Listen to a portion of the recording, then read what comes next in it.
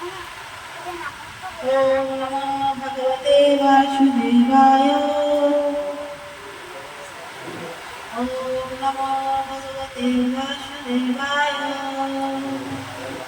ओम नमो भगवते वासुदेवाय। नारायणं नमस्कृत्य नरं चैव नरोत्तमं देवीं सरस्वतीं व्यासं ततो जयमुदीरये।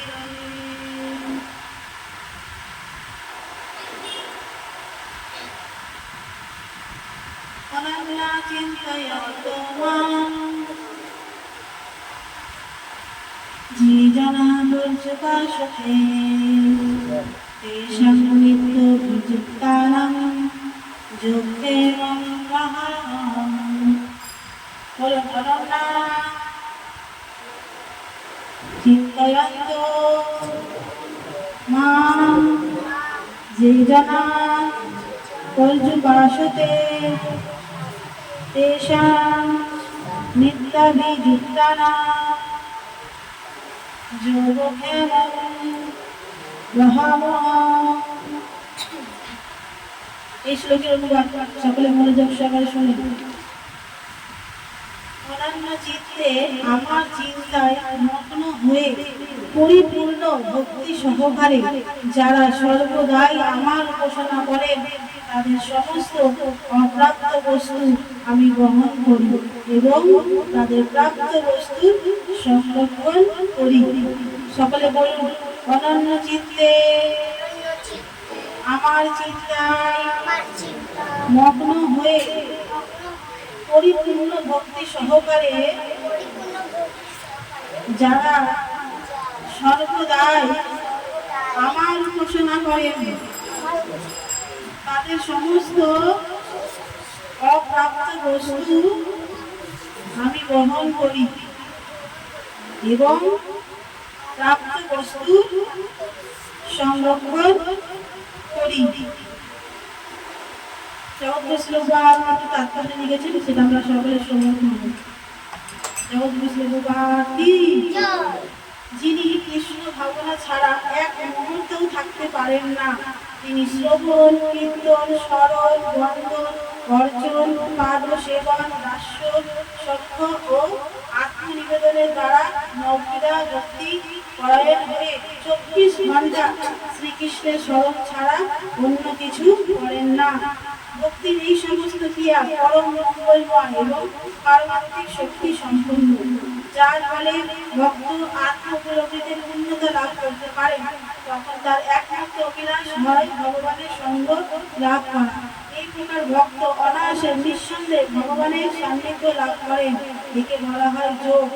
ভগবানের কৃপার ফলে এই ধরনের ভক্তদের আর কখনো এই জড়জাগতিক বদ্ধ জীবনে ফিরে আসতে হয় না। খেম কথাটির অর্থ হচ্ছে ভগবানের কৃপাময় সংরক্ষণ।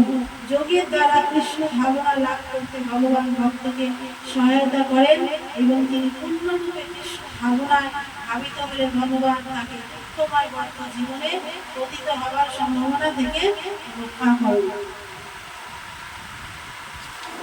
তো আপনারা কি বুঝলেন? অনুবাদ করে শুনে কিছু বুঝেছেন? কিছু বোঝা গেছে কি? কিছু বোঝা যাবে না।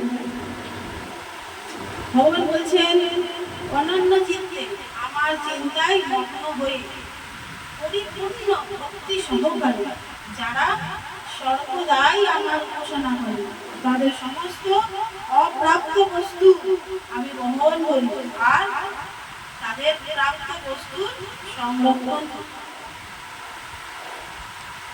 মানে তোমার যেটা দরকার সেটা ভগবান তোমাকে দেবে, আর যেটা তোমার আছে সেটা সংরক্ষণ মানে রক্ষা করে। কাজে সবাই বাবা বলে দিয়েছেন অনন্য চিত্তে আমার চিন্তায় মগ্ন হয়ে। আমরা কি ভগবানের চিন্তা করি? তাহলে আমাদেরকে ভগবান রক্ষা করবে, আমাদেরকে দেবে যেটা আমরা দরকার। তাহলে আমাদের সেই পরিপূর্ণ ভক্তি সহকারে তার যারা সকলে শ্রবণ করবে, এখন কথা বলবেন না, যদি কোনো প্রশ্ন থাকে পরে বলবেন। যদি পরিপূর্ণ ভক্তি সহকারে যারা সর্বদাই আমার পরিপূর্ণ পরিপূর্ণ ভক্তি সহকারে যারা সর্বদা আমার ঘোষণা করেন তাদের সমস্ত অপ্রাপ্ত বস্তু পরিপূর্ণভাবে সে তার সেবা করতে হবে, তার চিন্তায় মগ্ন থাকতে হবে। আমরা কি করছি শুধু আপন তাপন জড় কথা বলতেই আছি, ভগবানের কথা বলছি। শাস্ত্রে ভগবান বলছেন কেবল হরি কথা কও, হরি গুণগান, আর অন্য কোনো গুণগান করতে না করছে। আর আমরা কি করছি শুধু অন্য কোনো গীতি গাইছি, হরিনাম গীতি গাও নীতি নীতি অন্য কোনো গীতি গেও না। তাহলে আমাদেরকে কি করতে হবে? আমাদের তো কোনো চেষ্টা নেই। তাহলে আমাদের ভগবান কি বলছে? বলছে যে তোমার মনকে আমার ভাবনা নিযুক্ত না করতে পারো তাহলে কি করতে হবে?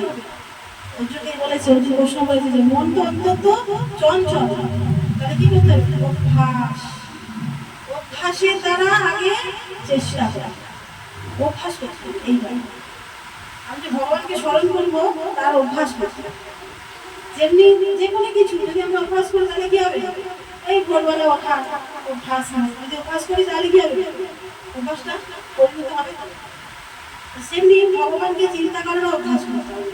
কিভাবে? সৎগুরুর তত্ত্বাবধানে থেকে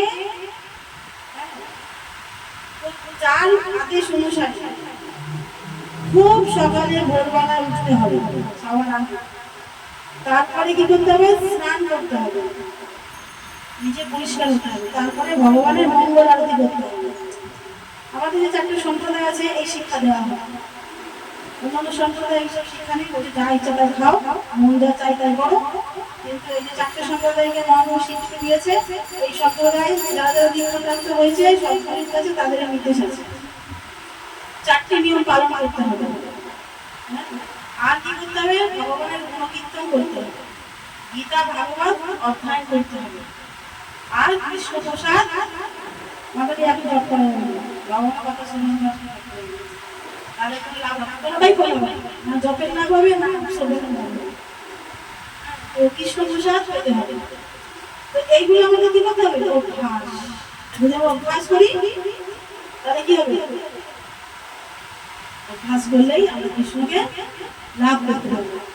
সকলে আমাকে চেনে, আমরা আগে কিছুই ছিলাম না, কিন্তু অনুপাদের কৃপায়, বৈষ্ণবদের কৃপায়, আমাদের সামনে একজন বৈষ্ণব আছেন তাদের কৃপায় আশীর্বাদে আমরা আজকে এই যে আমরা বারবার অনুপাতে জয়ধ্বনি দিচ্ছি। জানেন এই জয়ধ্বনি দিলে কি হয়? শুদ্ধ ভক্তের যদি জয়ধ্বনি দেওয়া হয় তার কৃপা আশীর্বাদ আমরা পাবো। আমরা ভগবানকে সহজে পেতে পারি না, কিন্তু যদি ভক্ত বৈষ্ণবের কৃপা পাই তাহলে আমরা ভগবানকে পেতে পারবো, তাদের যদি আশীর্বাদ পাবো। তাহলে আমাদেরকে অভ্যাস করতে হবে। অভ্যাস যদি আমরা না করি তাহলে আমরা ভগবানকে লাভ করতে পারবো না। তো দেখো অনেকে বলে আচ্ছা শুধু গীতা পাঠ করবে, ভগবানের প্রসাদ পাবে, নাম করবে, তাহলে কি তোমার সংসার চলবে? আমরা বিশ্বাস করি কি?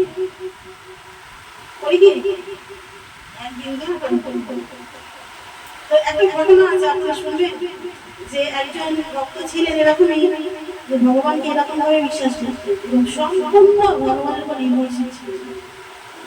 তো আমি তার একটা সত্য ঘটনা আপনাদের সামনে বলছি, দেখুন কিভাবে যে ভক্তি করতো আর কিভাবে যে ভগবান তাকে লাভ করেছিল, তার প্রাপ্ত বস্তু তাকে দিয়েছিলেন, তার একটি ঘটনা আমি শুনবো।